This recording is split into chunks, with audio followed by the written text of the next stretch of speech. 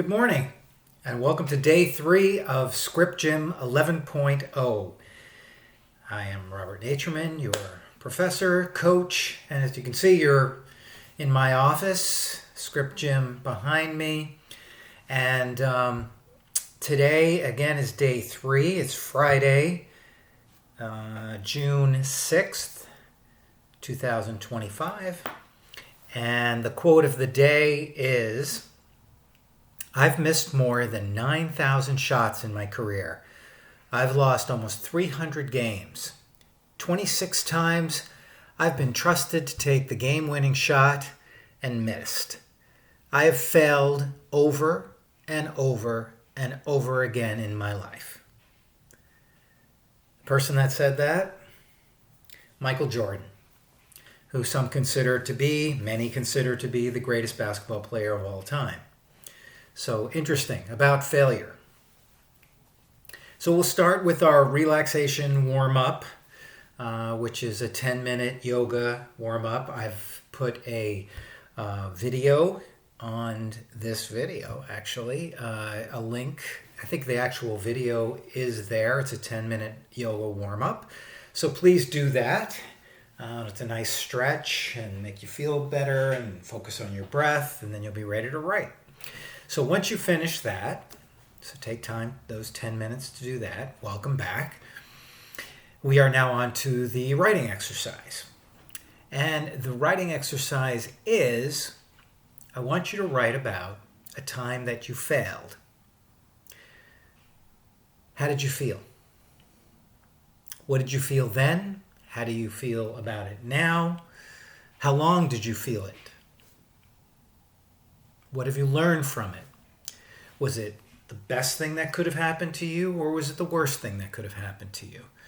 So really just go over something that in your life you reflect upon as some time that you failed. It could be the worst failure, it could be just a minor failure, but pick something that really help define who you are. So take 10 minutes in your journals and write about that. So you can stop the video and use a stopwatch and then come on back.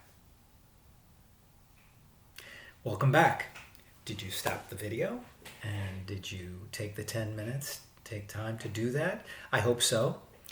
And now we're going to go on to the lecture, which is really just, I wanted to review very briefly what we've done this week, because this week is about your preparation. And we started on day 1 with IMDCA, which is the really 5 main pillars of ScriptGym. Inspiration is your premise. It's the spark. It's the idea. M is your motivation, your why, your story of the script of your life, what it's about. D is dedication, which is structure for your script or for your life, how it's laid out, how it's told, what you're going to do, the steps that you're going to take to get there. C is commitment, character. It's when things get difficult, when you question why am I doing this? Not why did I not start this in the beginning, but is it worth it at this point? And when you really dig down, when it gets difficult. And part of the way to do that, to overcome that, is by going to the beginning again, going to your inspiration, go to your motivation, the emotional reason why you did it. And finally, A is action, which in a lot of ways is the most important thing about taking a step toward whatever that project goal that you are trying to achieve. And that leads us right into what we did yesterday, day 2, or actually, if you're watching this on Friday, that we did on Wednesday, which was goal setting. And a goal is nothing but a dream with a deadline, as we said. And it's you can have micro goals and macro goals, and you want to take daily action toward that goal. You want to review your goals. You want to have SMART goals, which we went over And these are manageable goals, and always be flexible with your goals. You can change, or you can take different action steps, but try and take a daily action. And that was actually your homework yesterday, was to pick your top 3 goals and take some step, some action toward the success of that goal.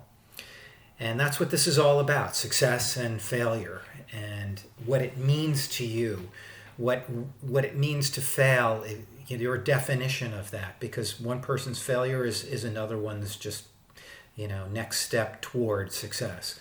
So I want you to, the whole idea of this, and we talked about pain and pleasure, is the 2 main motivating factors, is that one, you will do more to avoid pain than to gain pleasure. You'll put things off. This is basic human nature. Our fear, what we anticipate will be pain. We will do anything to avoid that, until the pain becomes so great that we take action. Because then becomes the not doing it, not taking action, becomes more painful than actually taking that action. And your main motivators could be frustration, come from a difficult place.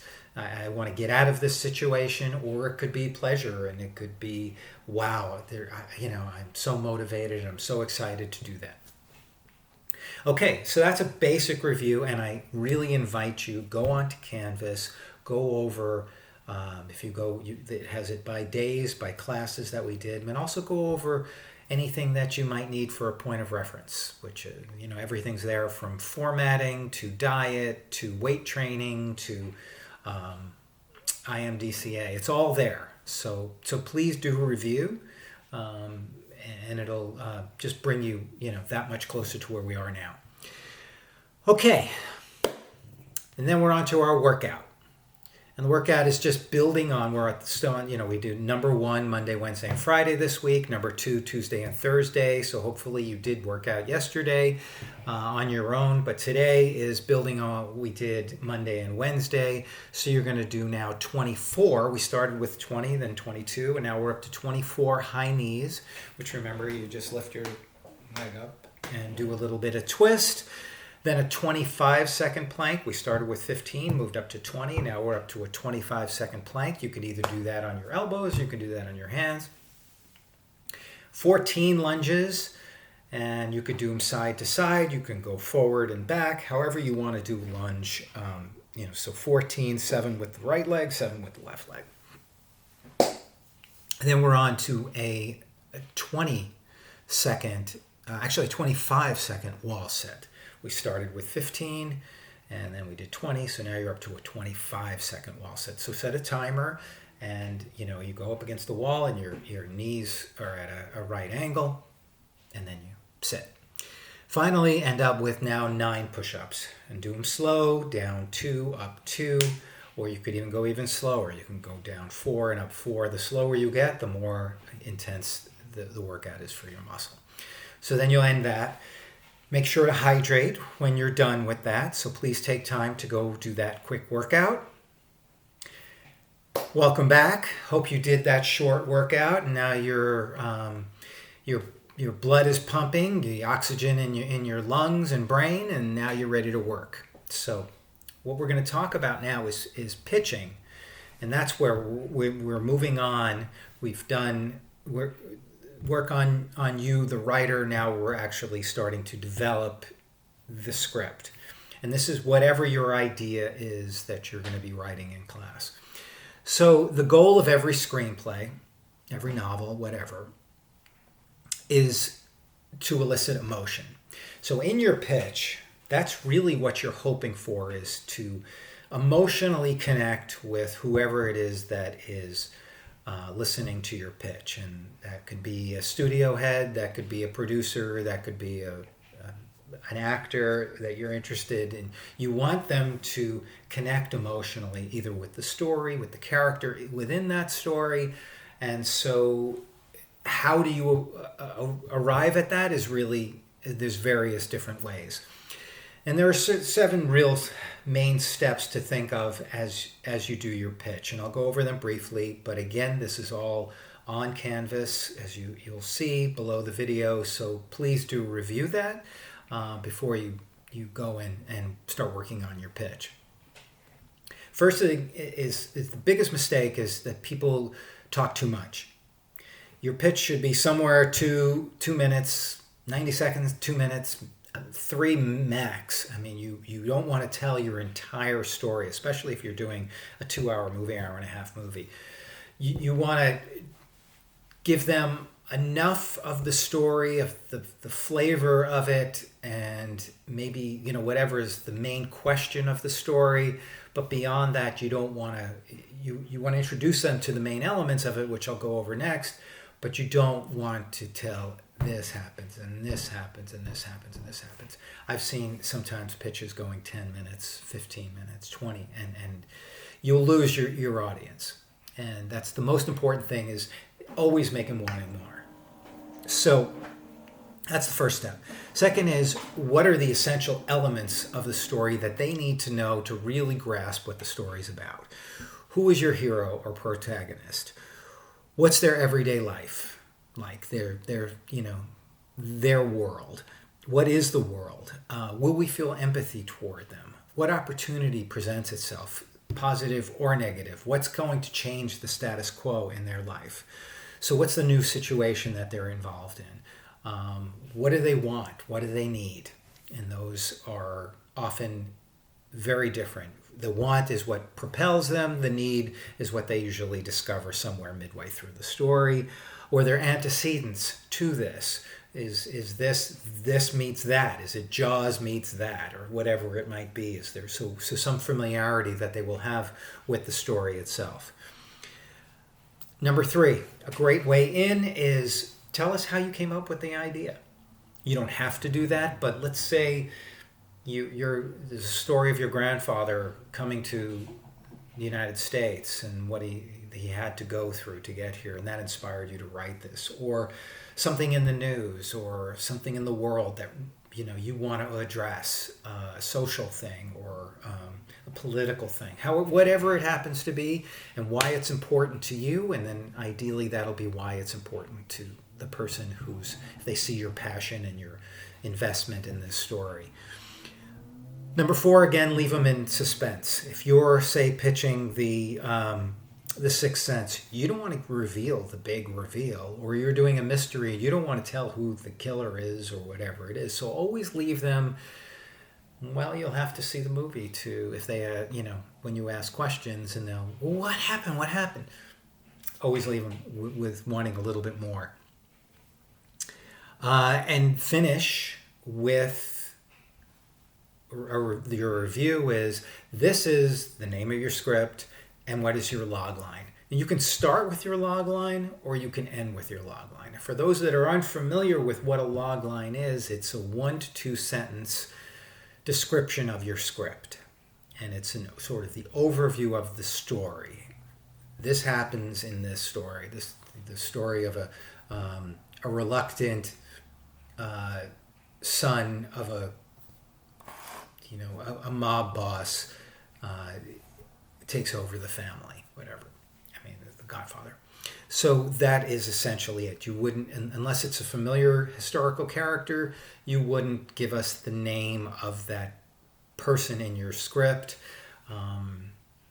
If it is a well-known historical character, or you're doing a take on Harry Potter or something, a famous literary character, then you could use their name. But beyond that, just tell us, what it's about. And then you follow it up with a question, or do you have any questions? And make sure you answer that question succinctly. So it's a lot to know, but just the basic gist is why it's important to you, how you maybe came up with the idea, what's the world, what's the main character. Don't tell us the whole story, just tell us just enough.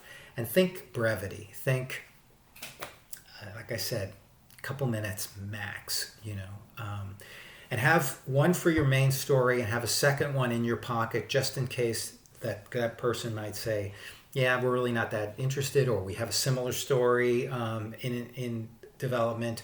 What else do you have? So always make sure you have another one. And so your homework is simply that. Prepare your pitch on paper. So write whatever, it's essentially your notes for that. It's like kind of a one sheet. It's not a treatment. It's just the main points that you're going to hit in your pitch, what you're going to talk about. It started with your name, put a log line for that script, which I said you could either do at the beginning or at the end, but make sure you have a log line for the title and the title of your script, the author, the log line, and then a brief, whatever you're going to tell, a couple minutes, 1 page for each script. So have it for each one of your scripts. And my best advice for you is to practice. Practice your pitch. Practice in front of a mirror. Do a videotape. Do it record it. Listen to it. Do it in front of your friends. So because what's going to happen is you're going to get a little nervous.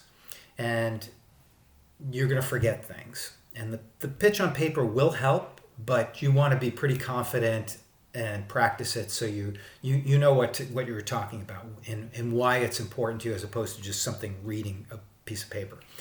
If you need visual elements, you can do like a PowerPoint.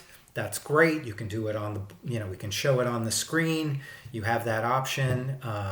I would say these days, visual elements really do help. So consider that. However best to convey your story is the most important thing. So, and have fun with it. This is your opportunity to pitch. If you're fortunate enough to have these pitch meetings, that's great. So you want to be prepared for it. So again, you have your writing exercise, about failure. Hopefully you've done that. You have your workout to do. Hopefully you've done that. If you haven't, then please go back, do your warm up, do your writing exercise, do the workout, and then work on your pitch on paper. And you will pitch on Monday. So I hope we'll all be there, and make sure to be on time so we can have enough time to do that, and then we'll move on to the next step of character. So have a wonderful weekend. If you have any questions, do not hesitate to contact me, and I will see you on Monday at 1:23 in Dodge. Take care. Bye, guys.